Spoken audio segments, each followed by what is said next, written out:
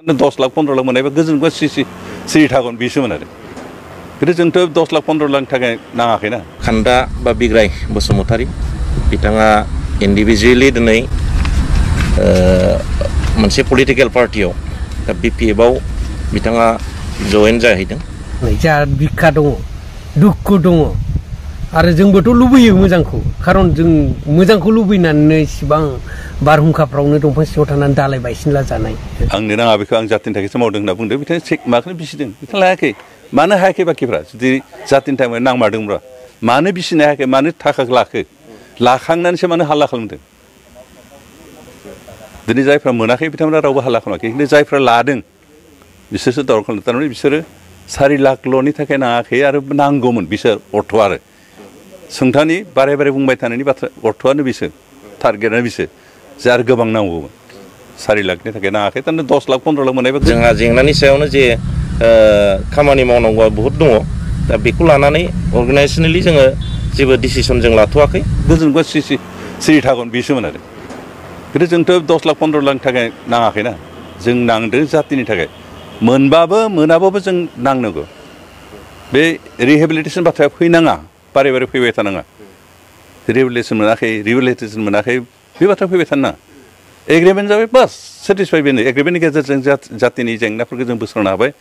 जातिनि हास्थायनाय लुगैनायखौ जों अन्तत 100%आवबो नायगिरि बिथांमोननिसिम इउनाइटेड फराम अफ एक्सन DFB-नि जानानै खुलुमनाय जासिग्रोबाय आरो दिनैनि जे प्रेस मिट बे प्रेस मिटआव बाहागो लानो हानाय जोंनि इउनाइटेड फराम अफ एक्सन DFB-नि लोगो आफादगिरि साइख्लं बसुमतारी बिथां आरो लोगो आफादगिरि नायस्रां औवारी बिथां आरो जोंनि गासै दैदेनगिरि बिथांमोना बेहाय दिनै थुबुर जादों आरो गिबियाव आं बयनिसिमबो गाहाम हामलायनायखौ जासिग्रोबाय जे जों दिनै मोनसे गोनांथार जे बाथ्राखौ लानानै जों दिनै मोनसे क्लियार मोनसे बाथ्राखौ बुंथिनो नागिरदों नोंथांमोननि मिडियानि थ्रुयै जे दाख्लै बावैसो जे जालांनाय बाथ्राखौ लानानै जे खान्दा बा बिग्राय बसुमतारी बिथाङा इन्डिभिजुवेलि दिनै मोनसे पलिटिकेल पार्टियाव दा BPF-आव बिथाङा जयेन जाहैदों आरो जयेन जाहैखांनायनि उनाव दिनै बिथाङा United Forum of action DFB बे आफादखौ दिनै नाम लानानै बिथाङा बाथ्रा बुंदोंमोन जे दिनै आंजों लोगोसे दिनै इउनाइटेड फराम अफ एक्सन DFB-नि दैदेनगिरि बिथांमोनखौ बिथाङा दिनै खावलायदोंमोन दा बेवहाय बे बिथांनि थाखाय मोनसे जोंनि सायाव जे बाथ्रा बुंनायखौ सोरनिफ्राय अथरिटि मोननानै बिथाङा बुंदों बिनि सायाव जों दिनै गोख्रोङै बाथ्रा बुंनो नागिरदों। जोंहा जाहैबाय इउनाइटेड फराम अफ एक्सन DFB-आ मोनसे इन्डिपेन्डेन्ट मोनसे दिनै अर्गानाइजेसन आरो बे रावनिबो बेनाराव जों दिनै गैया आरो बेवहाय उइदाउट कनसार्न दिनै सोरबाया फरामनि अथरिटिनि उइदाउट कनसार्न दिनै इन्डिभिजुवेलि जयेन जाहैनानै जोंखौ बाथ्रा फोनदेरनायनि सायाव जोङो गोख्रों रावै सोंखारिदों जाहाथे बिथाङा बे रावखौ बुंनो नाङामोन इन्डिभिजुवेलि गाव दिनै जयेन जाहैदों सिरियै गाव पलिटिकेल लेभेलाव थानानै खामानि मावनो बिथाङा हयथ' सानदोंब्ला मावहैनाया सिरियै थांनाया मोजां दा बेवहाय जोंनि इउनाइटेड फरामनि दैदेनगिरि बा अर्गानाइजेसनखौ लेंहरनांगौ बा बुंनांगौनि जेबो खोथा गैया जाहाथे बे बिथांनि थाखाय गोरोन्थि जादों आरो जों इउनाइटेड फराम अफ एक्सन DFB-आ दिनै गोथौ आरो गुवार बाथ्राखौ सिन्था खालामनानै जों दिनै मोनसे ज' जादों आरो बेवहाय गोबां जोंहा जेंना दं जोंहा बे जेंनाया दिनै सुस्रांजानायनि लामायाव फैयाखै दा बेखौ पलिटिकेल भाबै प्रेसार होनो थाखाय जों दिनै मोनब्रै जे गावस्रानानै थानाय जे आफाद बे आफादा दिनै जों गोगोमै खौसेथि जानानै जों सरकारखौ दिनै प्रेसार होदों आरो बे प्रेसार होनायाव दिनै जोंनि इउनिटिनिफ्राय सोरबाया दिनै गुगालांनो नागिरदोंब्ला बेवहाय हयथ' एसे सिन्था खालामनाया मोजां जोंनि इसुखौ जोंनि जेंनाखौ जुदि बोस्रांनांगौबा जों इउनिटि थानांगोन आरो इउनिटिनि गेजेरजोंसो जोंनि जेंनाखौ बोस्रांनायाव दिनै बे जाफुंसारगोन जों बेखौ हास्थायो ओंखायनो आं लोगोफोरखौ खावलायनो लुबैदों बावैसो सिगां जोंहा बे दाख्लि मोनसे स्टेटमेन्ट बिथांमोनहा होदों बेवहाय फिलिप नार्जारि बिथाङा जोंनिनो United Forum of ex N D F बिनिनो चिरां जिल्लानि नेहाथारि आरो दिनै सासे बिबानगिरि बेवहाय दंफायो जाय मा होनो रुबु बसुमतारी रेसन होनो बिथांखौ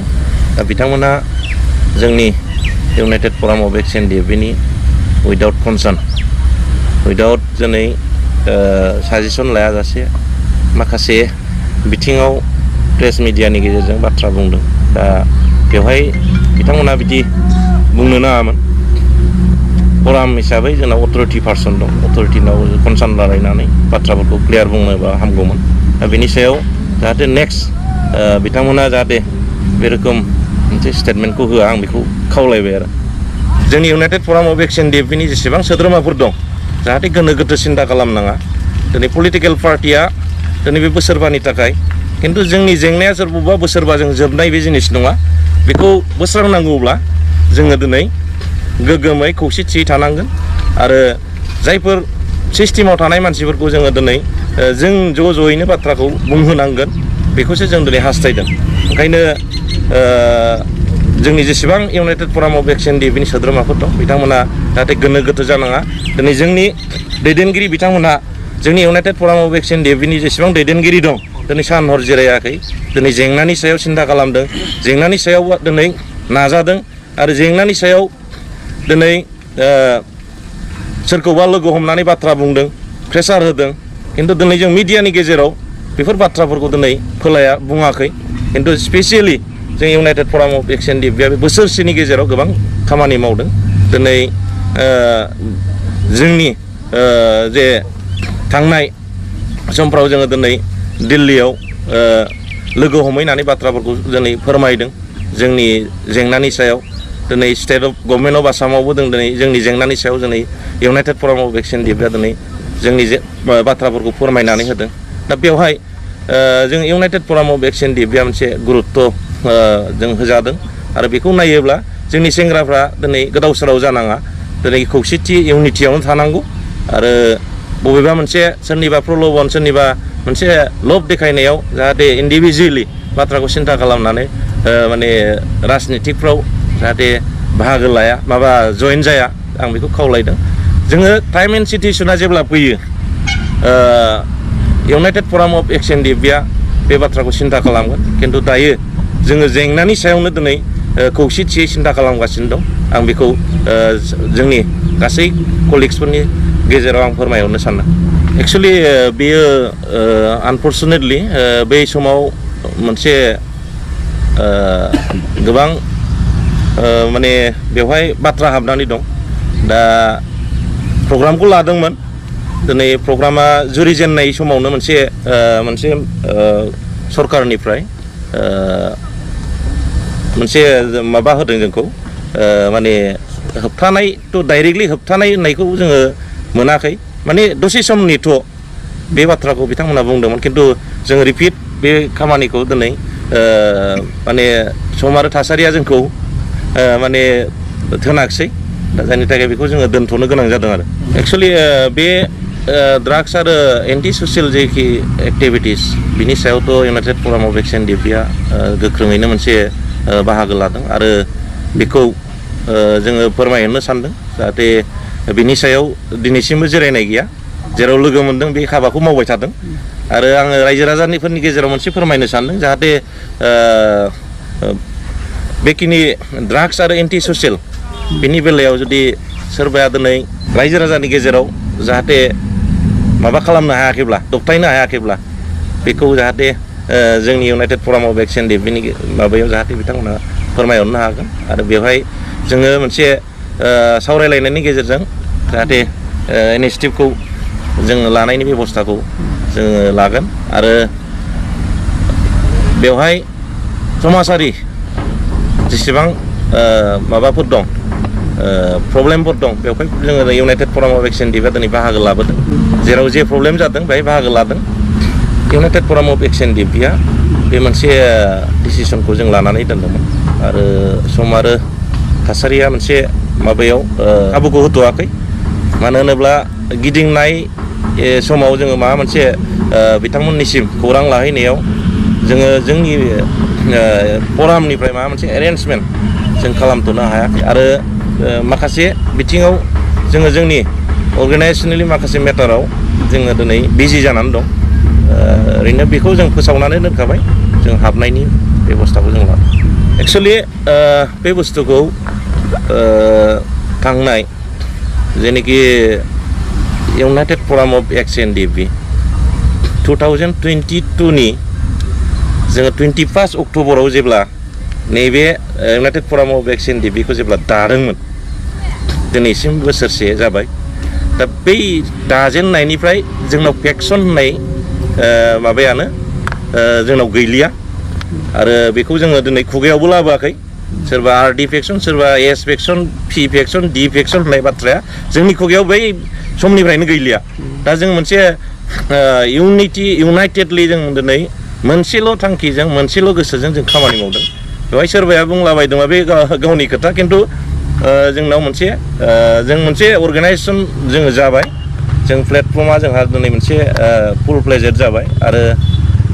जोंनि मट'आनो जाहैबाय इउनाइटेड फराम अफ एक्सएनडिएफनि जे मट' जों गोजोन खौसेथि आरो जौगानायखौनो लानानै जों दिनै आवगायदों आरो खौसेथिनि गेजेरजोंनो जों दिनै आवगायगासिनो दं बेवहाय सोरबाया फेक्सन वाइसै लादोंबा बुंदोंब्ला बे गावनि खोथा खिन्थु जोंनि अर्गानाइजेसन हिसाबै जेसेबां जोंनि सोद्रोमाफोर दं मोनसे थांखिजों खामानि मावबाय थादों एक्सुवेलि बे बिसायख'थिनि बेलायाव जोङो सम आरो थासारिया माने जेब्ला फैगोन जोंनि गेजेराव डिसाइड खालामगोन आरो जोंहा जेंनानि सायावनो जे खामानि मावनांगौआ बहुद दङ दा बेखौ लानानै अर्गानाइजेसनेलि जोङो जेबो डिसिसन जों लाथ'वाखै आरो दिनै बेनि बेलायाव जोङो जेबो कमेन्टखौ होथ'नाय नंलिया आरो